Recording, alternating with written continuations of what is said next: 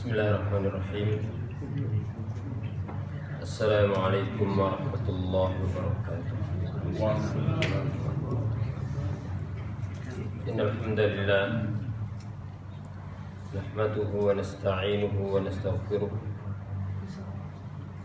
na'udzu billahi min shururi anfusina wa min sayyiati a'malina.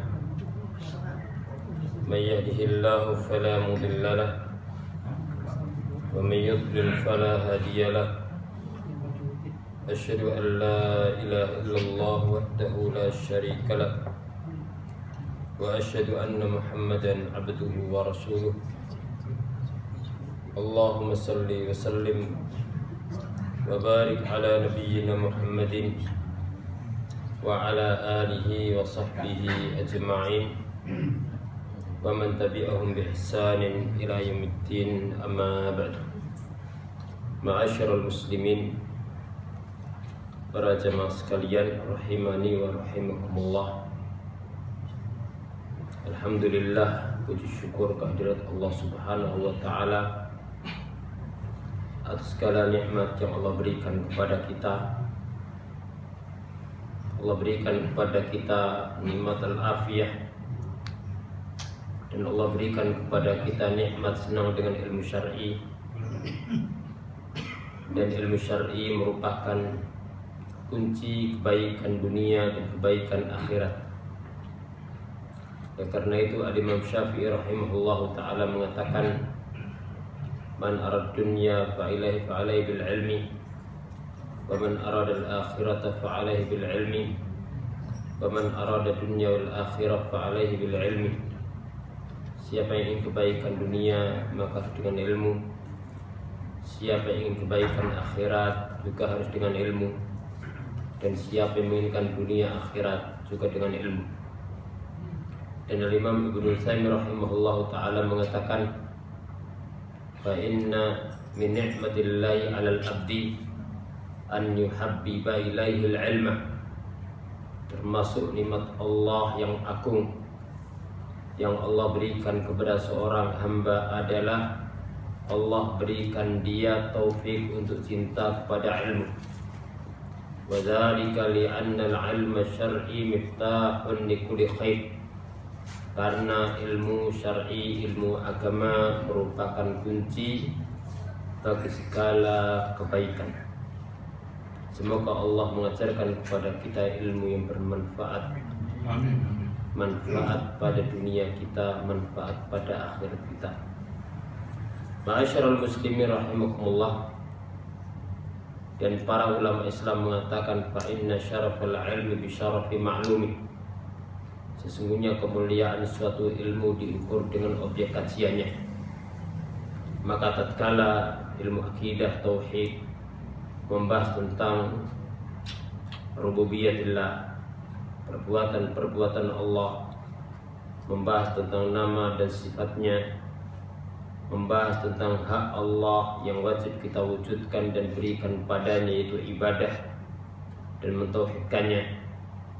Dari sini maka tauhid merupakan ilmu yang paling agung, yang merupakan fondasi bagi amal setiap hamba. Karena amal tidak akan manfaat tanpa didasari dengan tauhid dan menjauhkan daripada kesyirikan.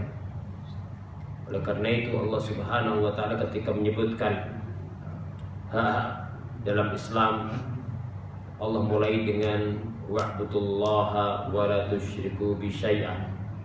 Sembahlah Allah, artinya murnikan ibadah kepadanya, tauhidkan Allah, isakan Allah. Wala tusyriku bi syai'a, dan jangan sekutukan Allah dengan suatu apapun. Kenapa Allah menyebutkan perintah ibadah, kemudian Allah sebutkan larangan berbuat kesyirikan? Ini menunjukkan bahwasanya ibadah tidak dinamakan ibadah kecuali dengan meninggalkan kesyirikan, menyekutukan Allah Subhanahu wa ta'ala.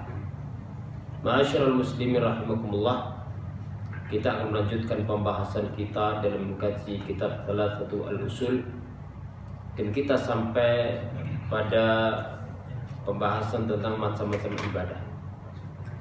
Qala al-muallif rahimahullahu ta'ala wa anwa'ul ibadati allati amara Allah biha mithlul Islam wal iman wal ihsan. Dan macam-macam ibadah yang Allah perintahkan adalah seperti Islam, seperti iman dan ihsan.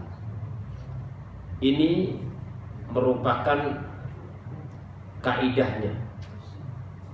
Kaidah Islam, kaidah ibadah, pondasinya dan amalan yang mendasarinya adalah Islam, iman dan ihsan. Kalau disebutkan Islam, iman dan ihsan, seperti dalam hadis Jibril, berarti Islam berkaitan dengan al-a'malul zahirah, amal-amal yang tampak. Oleh karena itu Nabi SAW menyebutkan ketika ditanya Islam, menjawab dengan rukun Islam yang 5. 2 kalimat syahadat diucapkan, salat tampak, zakat tampak, amwal ada dikeluarkan, puasa tanpa ada buka, ada sahur. Kemudian ibadah haji. Ketika Nabi ditanya tentang iman, beliau menjawab dengan amalan-amalan batin, amalan hati. Beliau menjawab dengan rukun iman yang 6. Iman kepada Allah, malaikatnya, rasul-rasulnya, kitab-kitabnya, rasul-rasulnya, hari akhir, qada dan qadar, yang baik dan yang buruk. Dan ketika ditanya tentang ihsan, beliau menjawab dengan anta betullah ka'annaka tara fa illam takun tara fa inna yara. Kau beribadah kepada Allah seakan-akan melihatnya dengan mata hatimu. Jangan tidak yakin Allah senantiasa mengawasi. Berarti Islam itu kalau disebutkan sendiri mencakup mana iman. Ketika disebutkan iman saja mencakup mana Islam. Tapi ketika disebutkan dua-duanya, maka Islam berkaitan dengan amal-amal yang tampak, al-amalul zahirah. Kalau iman berkaitan dengan al-amalul batinah, seperti rukun iman. Sedangkan ihsan itu berkaitan itqan al-amalul zahirul batinah. Kalau ihsan itu memperbaiki sebaik-baiknya amal yang tampak maupun tidak tampak. Oleh karena itu paling tinggi tingkatannya adalah ihsan. Di bawahnya iman, di bawahnya Islam. Orang baru masuk Islam, belum terlalu merasuk dalam hatinya Muslim, belum tentu sampai mukmin, apalagi tingkatan muhsin. Maka ihsan paling tinggi. Di bawahnya iman, di bawahnya adalah Islam. Tapi disebutkan salah satu saja, maka itu mencakup mana yang lainnya. Kemudian di antara ibadah adalah ad-du'a wal khauf, rasa takut, wal raja, rasa harap, wa tawakkul, tawakal, wal raghbah, rasa harap, wal rahbah, rasa cemas, wal khusyu' wal khasyah, rasa takut yang didasari atas ilmu, inabah, kembali kepada tobat, istighatsah, isti'anah, isti'adzah, minta perlindungan, kemudian istighatsah, minta pertolongan saat terjadi suatu para bahaya, isti'anah, minta pertolongan kepada Allah secara umum, ad-dabah, menyembelih, nazar dan lainnya. Ini semua ibadah yang harus ditujukan kepada Allah. Pokoknya kalau suatu dikatakan ibadah, maka wajib diberikan kepada Allah, tidak boleh diberikan kepada selainnya. Dalilnya adalah firman Allah, wa annal masajida lillahi fala tad'u ma'allahi ahada.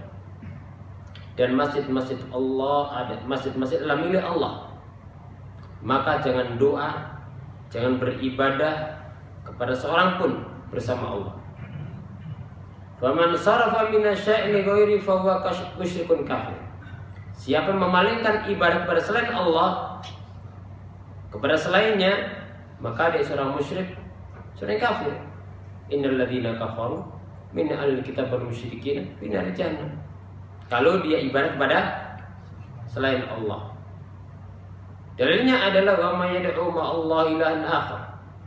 Barang siapa yang menyeru, berarti berdoa atau beribadah bersama Allah, nyembah yang lainnya,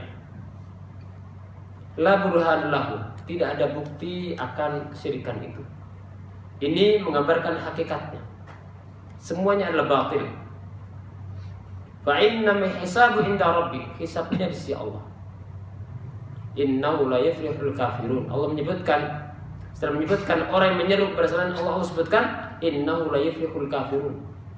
Orang-orang kafir tidak akan beruntung. Siapa mereka?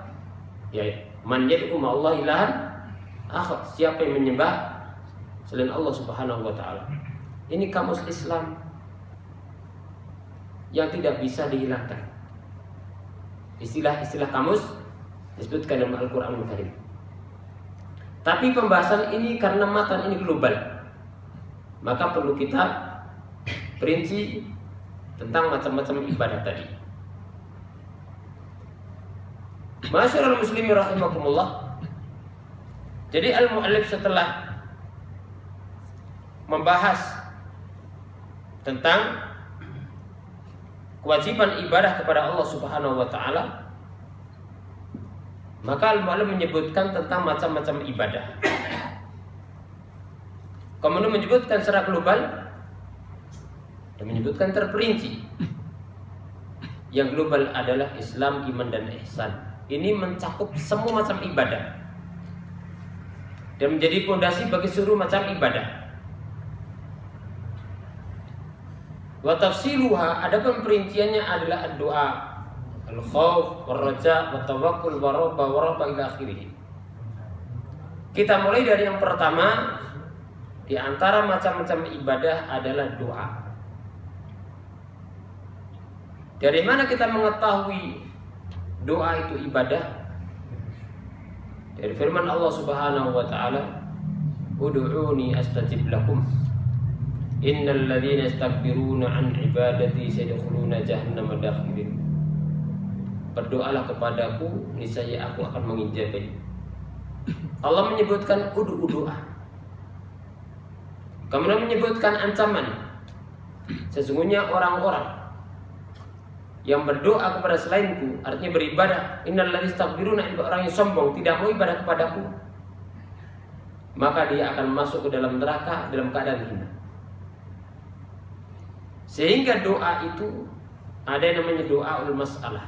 Sudah pernah kita bahas, yaitu minta dengan lisan kita. Yang kedua namanya doaul ibadah. Ibadah itu sendiri. Salat doa, puasa doa, zakat doa, haji doa, ngaji doa, silaturahim doa, untuk orang tua doa, berucap yang baik doa. Kenapa?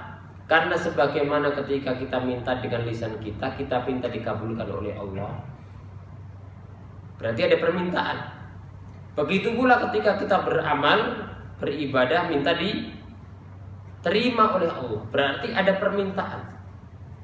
Cuman doaul masalah minta dengan lisan kita, sedangkan doaul ibadah minta dengan perbuatan kita. Kita minta dikabulkan doa kita. Kalau beramal beribadah minta diterima amal kita. Berarti kita minta pahala dari Allah, minta dikabulkan, minta diterima, minta surga Allah Subhanahu wa taala. Dan beramal dengan berharap kepada Allah, boleh apa tidak? Boleh. Allah perintahkan berharap. Yarjuna rahmatahu wa yakhafuna adzabah. Berharap rahmat Allah, takut akan azabnya. Dan itu termasuk keikhlasan. Kalau ada yang mengatakan, loh ibadah kok berharap, berarti tidak ikhlas. Kalau berharapnya kepada manusia ya. Tapi kalau ibadah kepada Allah, berharapnya kepada Allah, itu termasuk keikhlasan. Karena Allah perintahkan.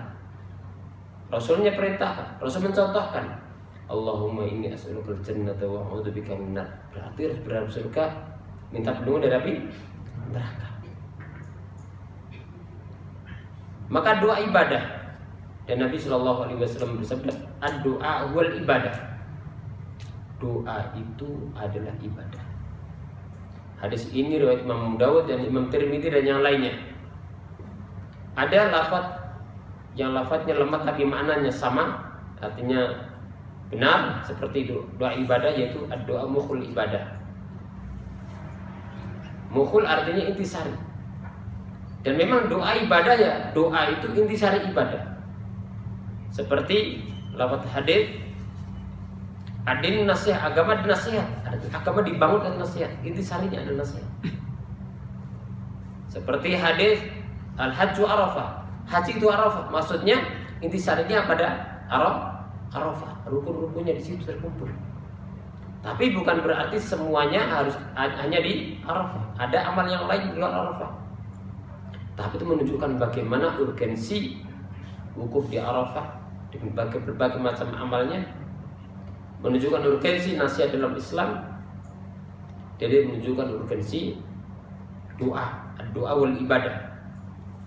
Ketika doa itu ibadah, berarti tidak boleh diberikan kepada selain Allah Subhanahu wa ta'ala. Ma'asyiral muslimin rahimakumullah, Allah berfirman dari yang pertama disebutkan mu'alif untuk menunjukkan ibadah itu semua untuk Allah.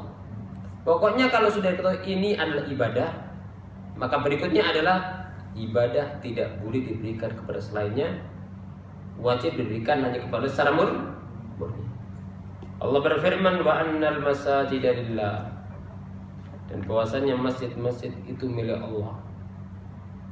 Fala tad'u ma'allahi ahada. Fala tad'u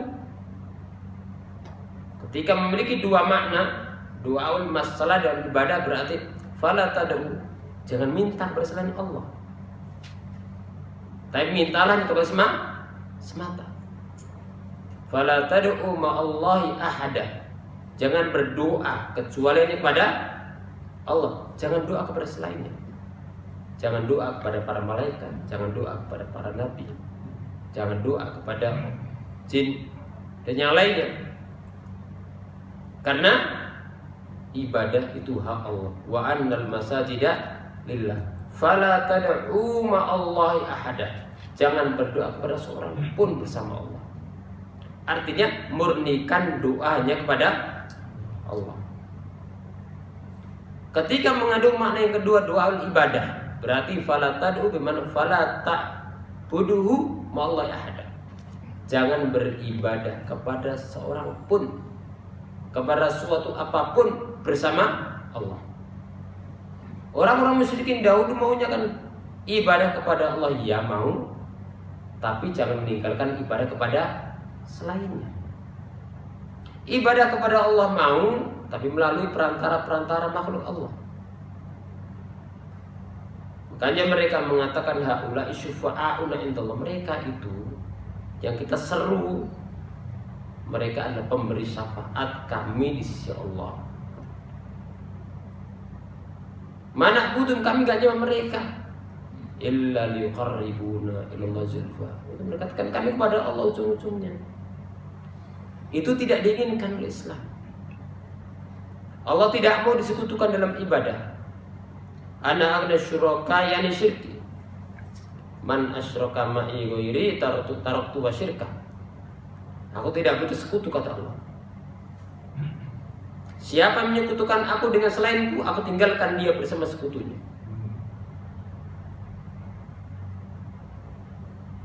Ini menunjukkan ibadah murni kepada doa, diantaranya ibadah yang murni diberikan kepada Allah Subhanahu wa ta'ala.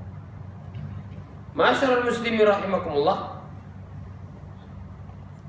pada ayat tadi wa annal masajida lillah, ini ada dua sisi yang menunjukkan ibadah itu hanya milik Allah dan hanya diberikan kepada Allah. Karena apa? Karena di sini Allah menyebutkan wa annal masajida lillah. Masajidillah artinya ibadah, ketundukan, pengagungan semua kepada Allah Subhanahu wa taala. Karena masjid dibangun untuk ibadah. Maka jangan sampai di sana mengandung atau adanya penyembahan, peribadatan kepada selain Allah. Jangan sampai ada doa kepada selain Allah. Yang kedua, fala tad'u ma'allahi ahada. Jangan berdoa, jangan ibadah kepada seorang pun bersama Allah. Berarti menunjukkan apa?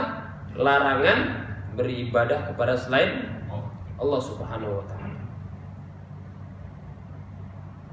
Maka di sini ada isbat, ada nafyu. Seperti dua kalimat. Seperti kalimat syahadat la ilaha illallah, ada nafyu, ada isbat. Meniadakan segala yang diibadai selain Allah. Fala tad'u ma'allahi ahada, berarti nahyu, peniadaan segala yang disembah selain Allah, dan menetapkan wa annal masajida lillah. Berarti lillah itu seperti illallah. Fala tad'u ma'allahi ahada seperti la ilaha, berarti la ilaha illallah, ada yang ditiadakan. Semua yang disembah selain Allah itu semua batil, dan ada yang ditetapkan, yaitu pemurnian ibadahnya kepada Allah Subhanahu wa taala. Dan itu diyakini dan dipahami oleh orang-orang musyrikin dahulu. Karena mereka paham dengan kalimat ini. Makanya mereka enggak mau mengucapkan. Enggak mau mengucapkan bukan berarti enggak bisa mengucapkan. Bisa, mereka fasih. Mereka Arabul khullas, Arab tulen bahasa Arabnya. Fusahul Arab, al-balagh, al-sastra. Mereka hanya mendengar ucapan la ilaha illallah kalimat berbentuk, langsung mereka nggak mau, nggak pakai tanya. Mereka paham kalau sebelum mengucapkan kalimat ini berarti yang biasa disembah tidak boleh lagi. Semua sembahan yang batil. Hanya matahari itu sembahan yang batil. Ada nyembah manusia, sembahan manusia batil. Hanya berhala, semua batil. Semua harus diadakan peribadatan bersama Allah. Dan harus dimurnikan hanya kepada Allah Subhanahu wa taala. Itu dipahami mereka. Makanya Rasul tatkala mendatangi pamannya Abu Thalib di akhir hayatnya, "Wahai pamanku, ucapkan kalimat la ilaha illallah. Aku akan jadi hujjah di sisi Allah Subhanahu wa taala." Langsung Abu Jahal dan Abdullah bin Ubay mengatakan, "Atarghabu al-millati dan wahai Abu Thalib, apakah engkau mengucapkan ini? Apakah engkau benci terhadap agama nenek moyangmu?" Artinya apa?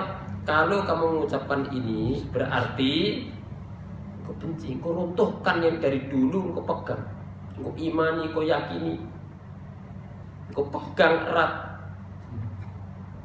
Berarti runtuh hanya dengan mengucapkan kalimat ini.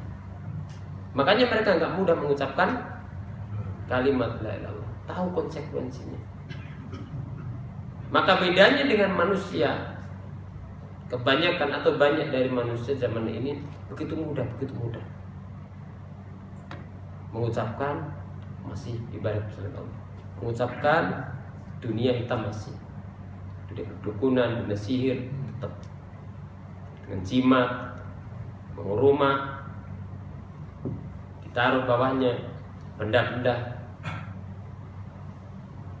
yang dianggap mendatangkan manfaat, menghilangkan mudarat, bangun toko pakai hari ini itu, kain ini digantungi ini itu, mobil dikasih ini digantungi ini itu, bukan untuk hiasan tapi untuk diyakini itu ada suatu yang diagungkan. Padahal itu tidak menambah kecuali ketakutan. Bukan takut dia, tambah takut. Makanya seorang yang menyekutukan Allah itu tambah takut, bukan tambah berani. Tambah sedih, bukan tambah tenang. Makanya Allah berfirman, "Sanulqi fi qulubil ladzina kafaru ru'bah bima asyraku billahi ma lam yunzil bi sultana." Kami akan masukkan Dalam hati orang kafir ar-ru'b, rasa takut gentar. Kenapa?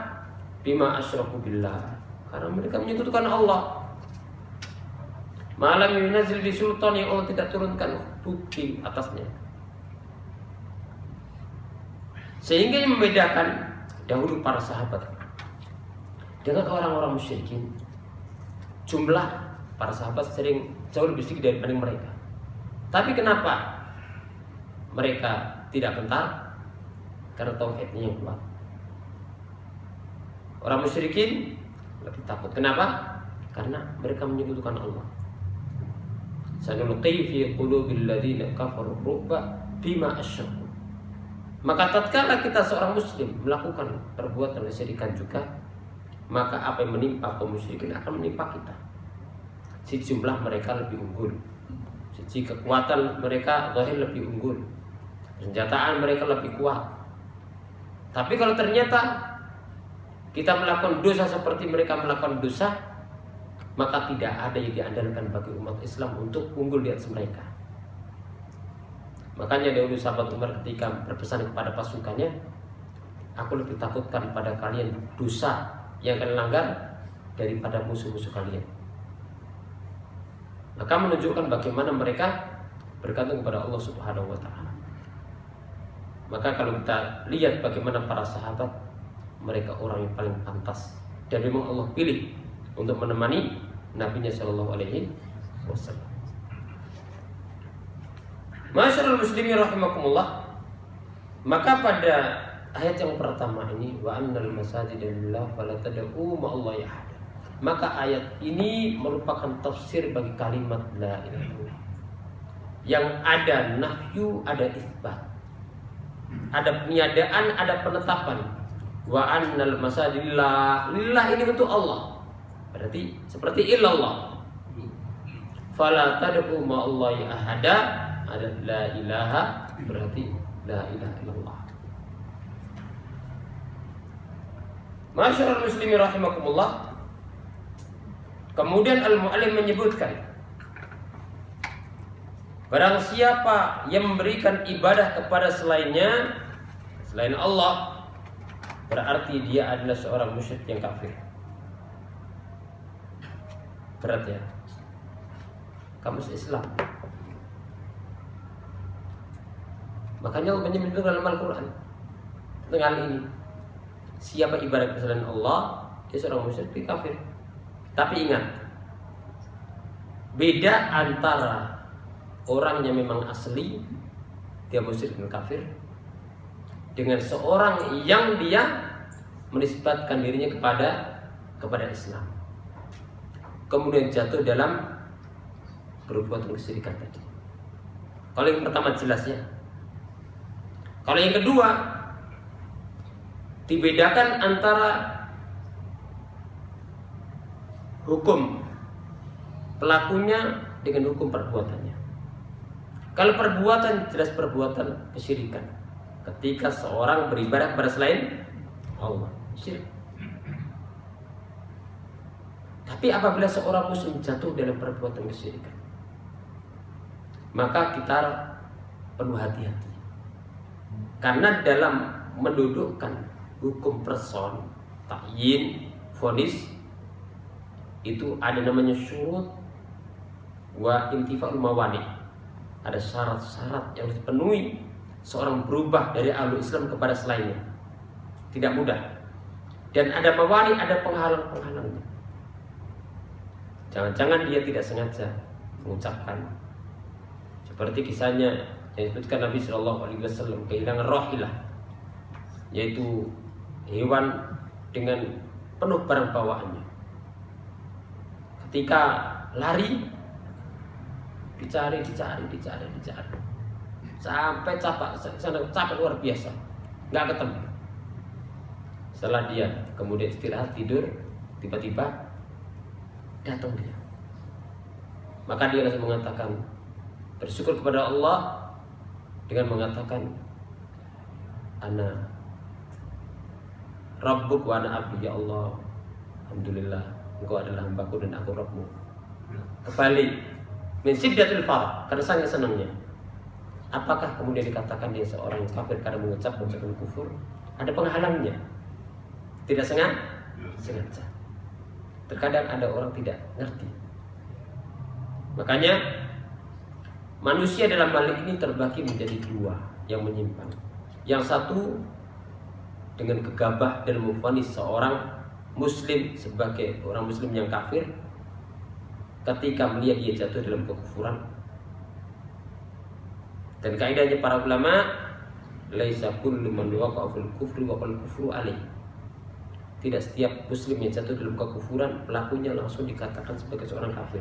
Kenapa? Karena menghukum, memvonis ini harus hati-hati. Bisa jadi dia tidak tahu, bisa jadi tidak sengaja, dan seterusnya. Ada syarat-syarat dan mawani yang harus hilang.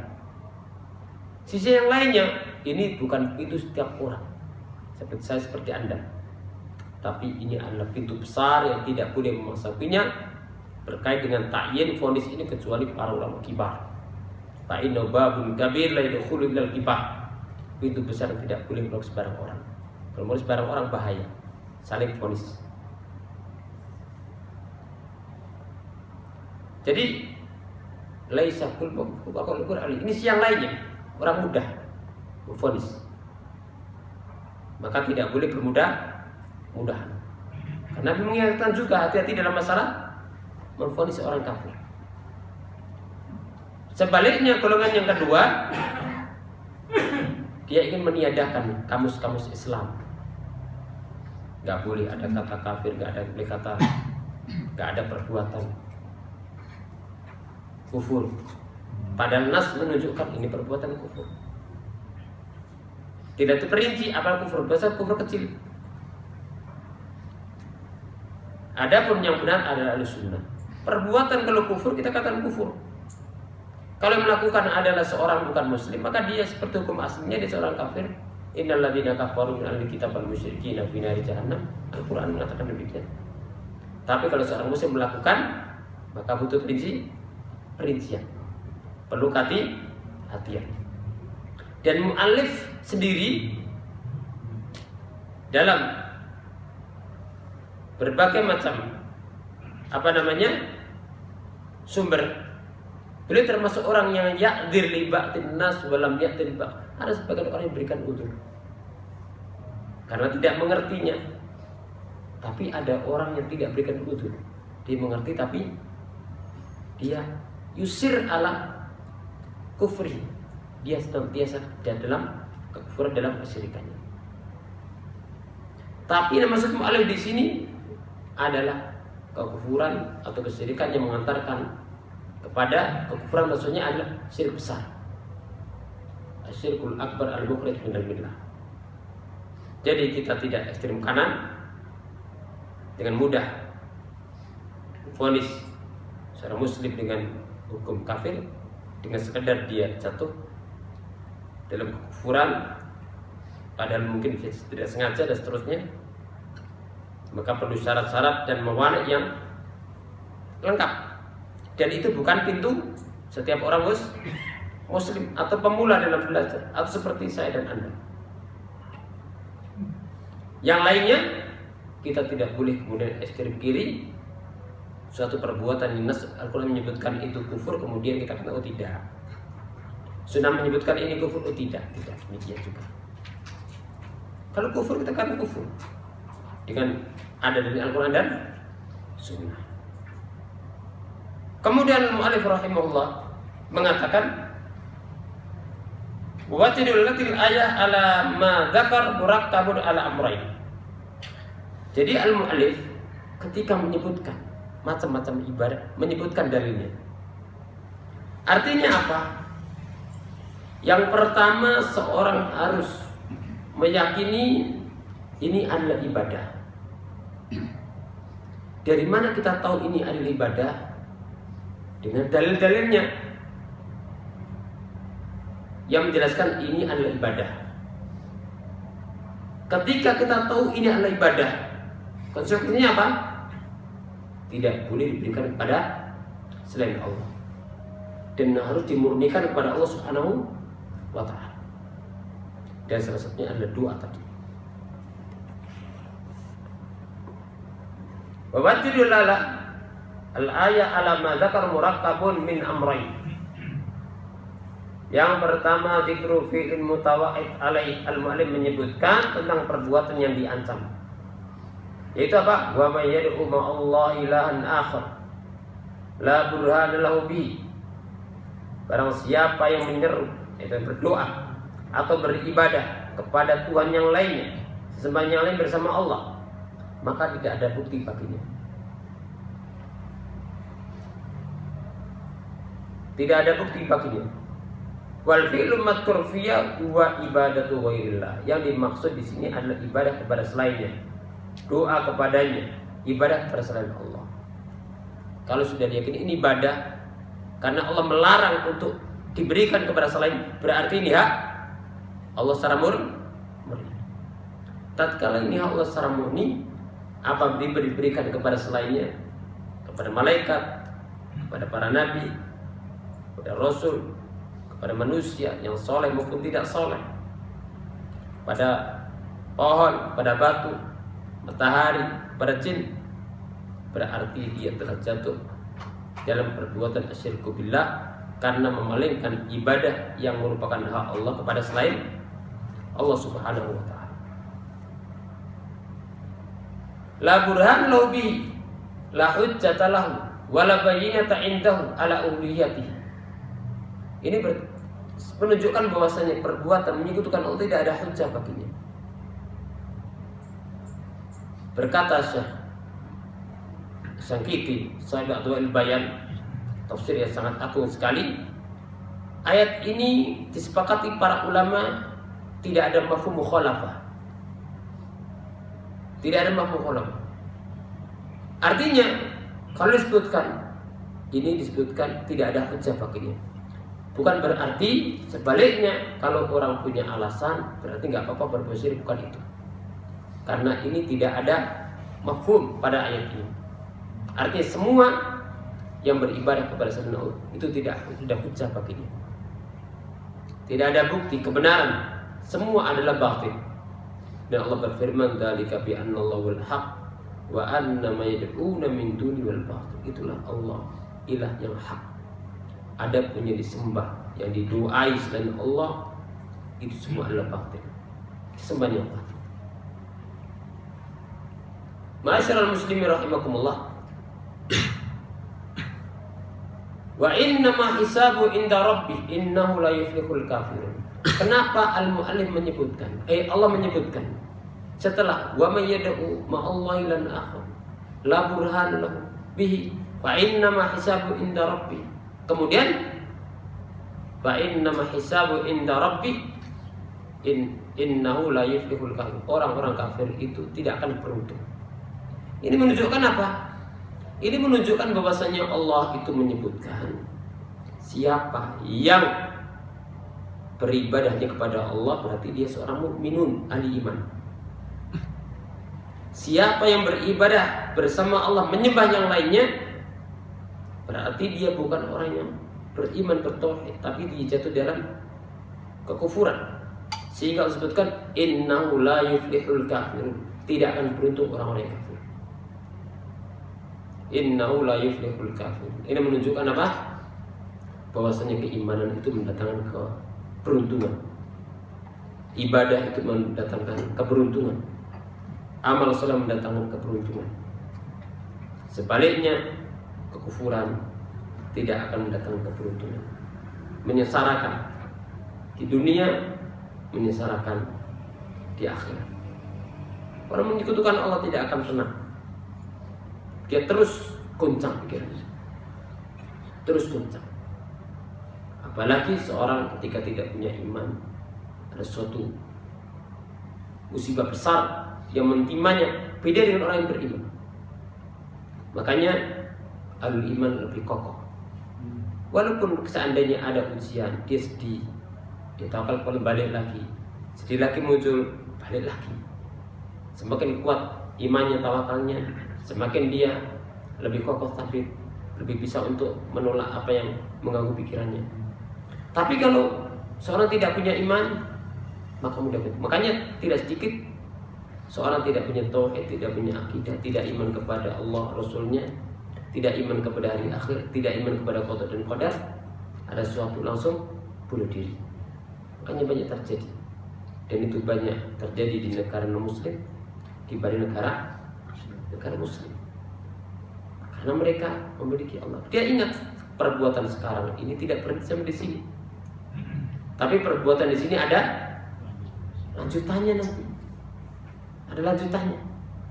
Di akhirat ada jaza, ada surga dan neraka. Maka tidak berhenti sampai di situ. Dan seorang apabila beriman kepada Allah dari akhir, maka memotivasi dia untuk berbuat baik dan mencegah dia dari berbuat keburukan. Karena ingat, ini ada pahalanya, dasarnya iman, nanti ada balasan hasanat wassayiat. Masyaallah muslimin rahimakumullah. Ini yang dapat kita bahas, insyaallah kita sambung pada pertemuan yang berikutnya tentang doa, Wassallallahu wasallam ala Muhammadin wa ala alihi washabbihi ajma'in wa akhiru alhamdulillahi rabbil alamin. Kurang lebihnya mohon maaf. Assalamualaikum warahmatullahi wabarakatuh. Waalaikumsalam warahmatullahi wabarakatuh.